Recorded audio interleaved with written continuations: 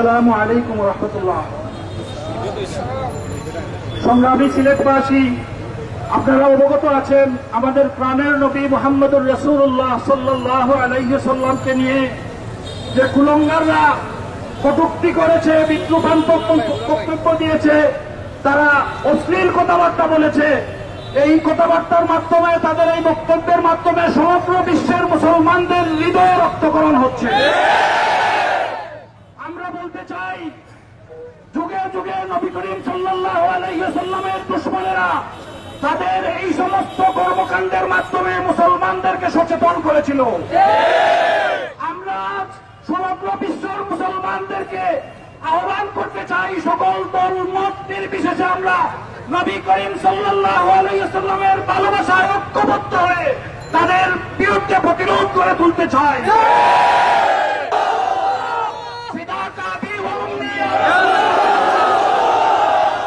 রাসূলের অপমানে আমরা আমাদের জান মাল কুরবান করতে প্রস্তুত আছি।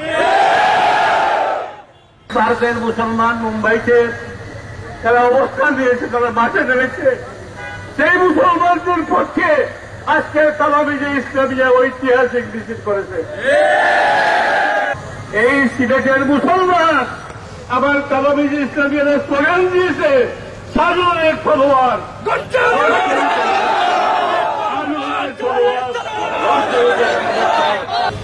তালাবিজের পক্ষ থেকে আজকে আমাদের প্রিয় নবী হযরত মুহাম্মদ মুস্তাফা সাল্লাল্লাহু আলাইহি সাল্লামের বিরুদ্ধে যে কটূক্তি করেছে তারই প্রতিবাদে আপনারা যে মিছিল করে নিয়ে আসছেন, আমরা একজন মুসলমান হিসাবে আমি মনে করি যে এটা আমাদের নৈতিক দায়িত্ব। আল্লাহ নবীর বিরুদ্ধে যারা অবস্থান নেবে তাদের বিরুদ্ধে আমরা সত্য। এই মাটি, এই দেশ আমরা কখনো বরদাস্ত করতে পারবো না আমাদের প্রিয় নবীর বিরুদ্ধে কেউ কটাক্ষ করবে। আমরা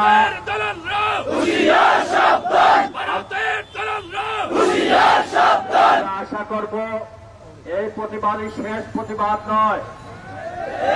আমরা আশা করব, ভারত সরকারের প্রতি অনুরোধ করব যে ওই কুলঙ্গার যে আল্লাহর নবীর বিরুদ্ধে বক্তব্য রেখেছে, কটূক্তি বক্তব্য রেখেছে, সে প্রত্যাহার করে সারা বিশ্বের মুসলমানের কাছে ক্ষমা চেয়ে দিতে হবে।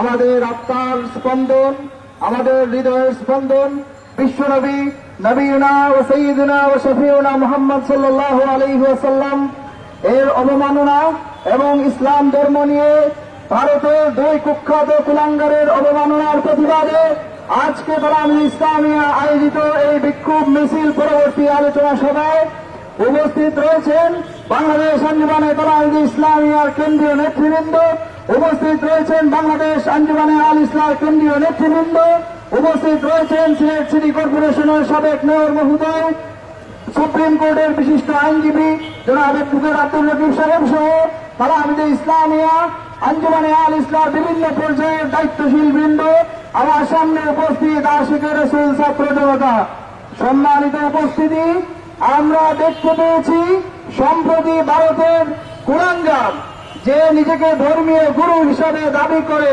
সেই নীলগিরি মহারাজ আমাদের প্রিয় নবী হযরত মুহাম্মদ সাল্লাল্লাহু আলাইহি ওয়াসাল্লামকে নিয়ে অবমাননাকর মন্তব্য করেছে। আমরা বলতে চাই, এই ধরনের অবমাননার ফলে এই বিশ্বের মুসলমানদের হৃদয়ে রক্তক্ষরণ ঘটেছে। আমরা আরো দেখতে পেয়েছি এই অবমাননাকে যেখানে ভারত সরকার প্রতিরোধ করার কথা ছিল সেটা না করে কুখ্যাত গুজরাটের কসাই নরেন্দ্র মোদী এবং তার বিজেপির দল তাকে সেভ করার জন্য প্রচেষ্টা চালিয়েছে।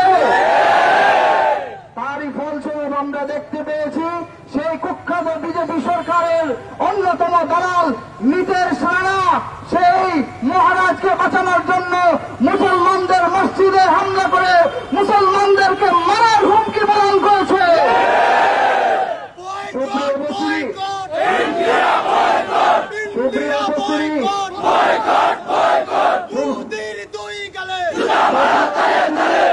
সুপ্রিয় উপস্থিতি, তারা হয়তো ভুলে গেছে আজকে যে ভারত স্বাধীন ভারতে বসে অবমাননা করছে, কটূক্তি করছে, সেই ভারতকে স্বাধীন করেছে সে আব্দুল আজিজ মুহাদ্দিসে দেহলভী রহমাতুল্লাহ আলাইহি।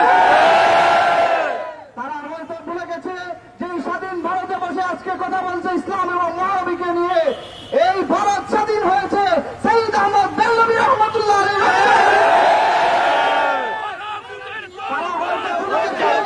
আজকে ভারত স্বাধীন হয়েছে, এই ভারত লক্ষ কোটি মুসলমানের রক্তে স্বাধীন হয়েছে। তারা ভুলে যাক সমস্যা নাই, আমরা ভুলে যাই নাই, আমরা সেই উমর ফারুকের উত্তরসূরি।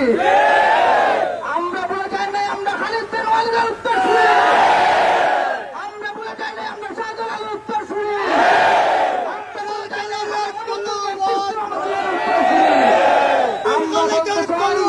আমরা বলতে চাই এই ধরনের অবমাননাকর মন্তব্যের প্রতিবাদে আজকে ভারতের মুসলমানরা জেগে উঠেছে। আজকে মুম্বাইয়ে লং মার্চ হচ্ছে। আমরা আরো আশা প্রকাশ করতাম, খুশি হতাম যদি মুসলমানরা লং মার্চ হয়ে সেই কুখ্যাত রাসূল সাল্লাল্লাহু আলাইহি ওয়াসাল্লামের অবমাননাকারীর গর্দান উড়িয়ে দেওয়ার দরকার ছিল। সেই কুখ্যাত নিদর্শনের গর্দান উড়িয়ে দেওয়ার দরকার ছিল। আমরা আশা প্রকাশ করি ভারতের সরকার এর বিচারের ব্যবস্থা করবে।